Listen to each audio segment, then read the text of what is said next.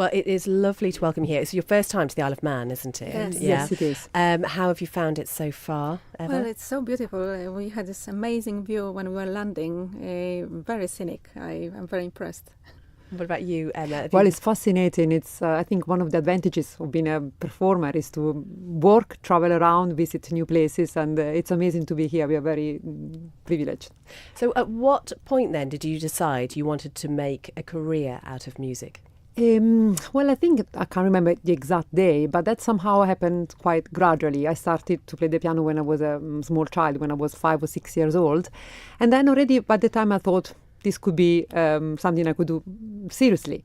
And then day by day you meet with other musical friends and you realize that this could be your future. And yes, but it's something that happened day by day rather than on just one precise day.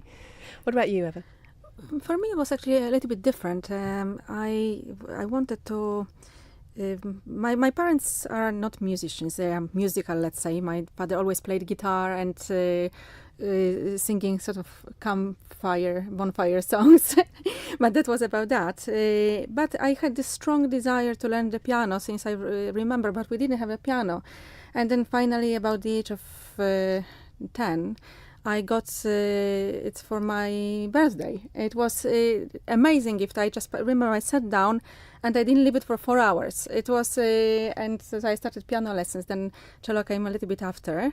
And it's, yes, I had lots of other things I was interested in. They are like history, mainly humanistic subjects. But nothing compared to that passion. So yes, it was a real sort of And you passion. do need a passion for it, don't you? Because you have to practice and practice and practice, especially get to the standard that you two are at now, don't you? Yeah, no, absolutely. I mean, let's say that maybe now we don't practice quite as much as we used to as students, because definitely with time, with experience, you need a bit less. But we do practice. But yes, in the past, when we were learning, you need certain number of hours really to get to a standard. Yes, it's like with sports.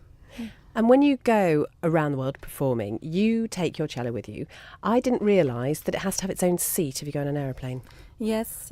I mean, in theory, you don't have to do it, but it's such a big risk that I met so many musicians who had their cello damaged to pieces, literally, even with a flight case. So, yes, I always try to negotiate that. I mean, I just probably wouldn't come with the cello, otherwise it's just too risky. Obviously, Emma, you can't really take a piano with you. No, that's a good advantage of being So how do you find playing different instruments? Well, I was saying this morning to the chairman here that it's always a bit like a blind date. You go to a place, you don't know what type of instrument you're going to find, and sometimes there's a wonderful surprise. Some other times you have to adjust. So I think one of the skills you learn with the profession is to be adjustable, to use the acoustic of the room and to be able to adjust to the instrument you find each time. We're hoping to have a piano tonight. And how did the students receive you today in the schools? Because obviously classical music, you know, it's I don't know how much they are exposed to classical music in school, but how did they actually receive you? Well, it was actually quite a different reception. At the grammar school, they were all very well behaved, but I think they were a bit skeptical because I think from their point of view, they cannot show that classical music is interesting because classical music is not cool. So, but they were interested. They were listening. They didn't ask any question. But we had a completely different atmosphere in the infant school. As we said before, they were very curious. They were listening, asked us lots of questions. They were definitely much more friendly audience. Quite excited and enthusiastic, so that was pretty nice, yes. Some people get a little bit apprehensive though, don't they? Because they think, oh, if I don't understand classical music, this sort of thing isn't for me. But there is something to be said for just going along and just enjoying the sound, not having to understand the technicalities of it. Yes, you don't have to really know about the form to enjoy the beautiful tune. And you find it's, as I think you said it, Leonard, that everybody finds different things in music. That's the thing, that it just appeals to you personally. It's your time with the piece, and it doesn't really matter whether you know about it or not. And we're not playing anything crazy tonight. No, nothing contemporary or too intellectual. No, we're playing a classical romantic program, so it is rather easy listening, I think. And what were some of the questions that the students asked you this morning? When did you start playing your instrument? What was a funny one about what was the hardest piece of music you ever played?